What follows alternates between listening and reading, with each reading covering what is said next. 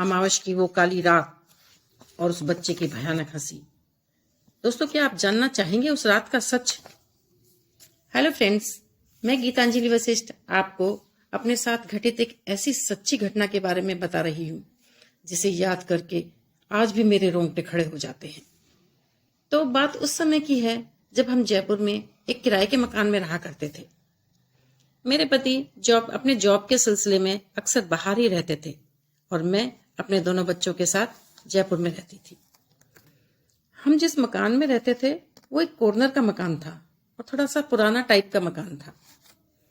उस मकान के पास से एक गली गुजरा करती थी और गली से बिल्कुल सटके एक आम का बड़ा सा बगीचा था जिसमें कई तरह के पेड़ थे, बड़े बड़े आम, जामुन, पीपल। उन पेड़ों के कारण उस गली में अक्सर अंधेरा ही रहता था क्योंकि उसमें धूप तो आती ही नहीं थी।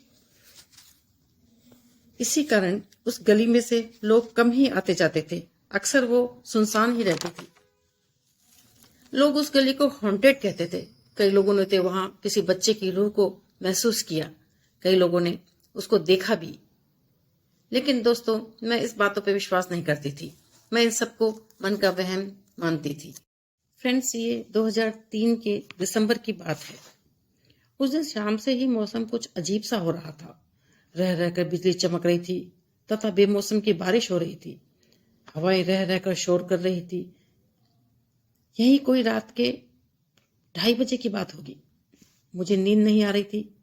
मेरी बेटी अलग कमरे में बैठी अपनी पढ़ाई कर रही थी क्योंकि दूसरे दिन उसके एग्जाम्स थे।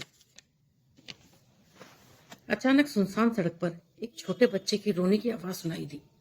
ऐसा लग रहा था जैसे कोई छोटा बच्चा अपनी मां से बिछुड़कर उसकी तलाश में रोता हुआ घूम रहा है। मुझे बड़ा अजीब लगा कि 2:30 बजे कोई बच्चा कैसे सड़क पर अकेला घूम सकता है। मैंने खिड़की से बाहर देखा तो पाया कि वो मुश्किल से 2.5-3 साल का ही था। उसके हाथ में अपनी बनियान थी तथा वह सिर्फ एक छोटी सी निक्कर पहने हुए था। उसने उस सड़क पर 3-4 चक्कर लगाए। 2 बार तो वो रोता हुआ गया, लेकिन तीसरी बार वह बहुत ही तेज आवाज में हंसता हुआ गया। वो किसी बच्चे की हंसी तो हो ही नहीं सकती थी। मेरी बेटी, जो दूसरे कमरे में पढ़ रही थी, अपने कमरे की लाइट बंद कर धीरे धीरे मेरे पास बैठ कर आई, जिससे कि खिड़की से वो बाहर दिख ना सके, और मुझे धीरे से बोली, मम्मी, ये क्या है? हम दोनों का तो डर के मारे बुरा हाल था। थोड़ी देर बाद वो बच्चा जोर से घूमा और अचानक कहीं गायब हो गया।